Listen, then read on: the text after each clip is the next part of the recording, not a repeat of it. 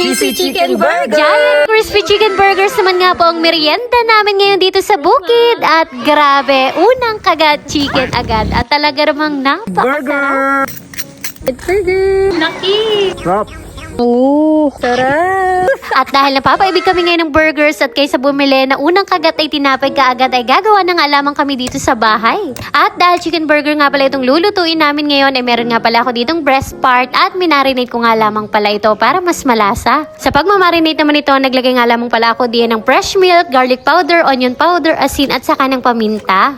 Naglagay na rin nga po pala ako diyan ng harina para kumapit yung ilalagay nating breading mix mamaya. At alam nyo ba, sobrang excited talaga ako ngayon dahil nung nakaraan pa talaga kami napapaibig kumain ng burgers.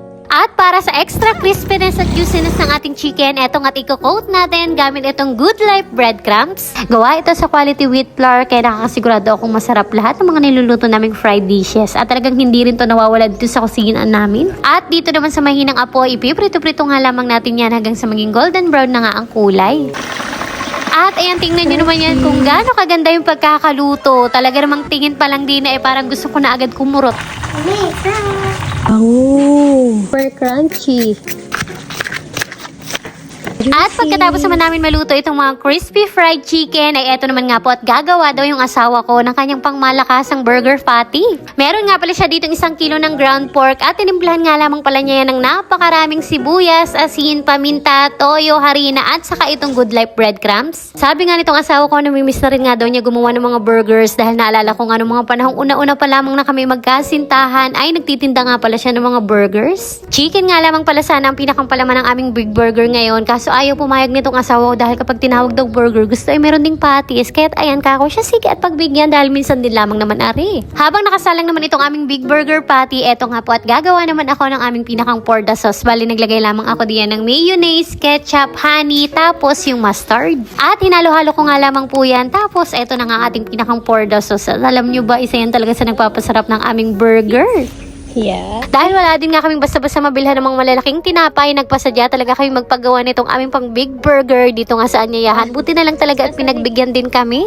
Burger ba? Mahigit 12 inches nga pala yung pinakang lapad nito at ayan, pinagayat ko na nga dito sa asawa ko dahil uumpisa na nga pala namin yung pag-assemble ng aming giant burger. At ayan, inumpisan ko na rin nga kaagad. Bali, una ko nga palang nilagay diyan etong aming porda sauce. Tapos, pinagpapatong ko na nga etong mga dahon ng lettuce. Ito talagang pinaka-exciting part at mas nakaka-enjoy gawin sa paggagawa ng burger, yung paglalagay na nga ng mga palaman niya sa loob. At talagang sobrang excited talaga ako ngayon dahil sobrang natatakam na rin talaga ako.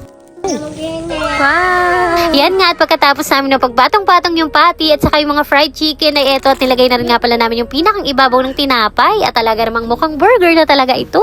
Burger promo. Sobrang nakakatuwa lang dahil kahit nandito kami sa bukid ay na-achieve namin gumawa ng ganitong kalaking burger at talaga excited na rin akong maipatikim ito sa mga kasamahan ko din. Cheesy Chicken Burger! At dahil sobrang takam na rin talaga kami eto at hindi na namin pinatagal at talagang tinikpan na namin yan. Unang kagat. Chicken agad! Sarap!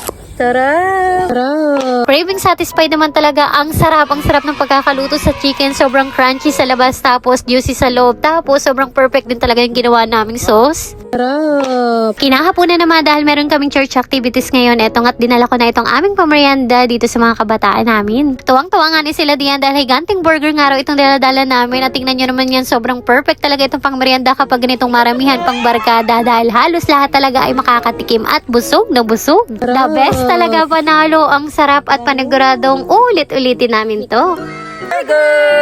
Kaya kung nag-crave din kayo ng ganitong klaseng crispy chicken burger, it's time na para ipatikim sa inyong pamilya gamit ang Good Life breadcrumbs na talaga namang yakap ang sarap sa bawat kagat at sigurado akong magugustuhan ito ng inyong buong pamilya.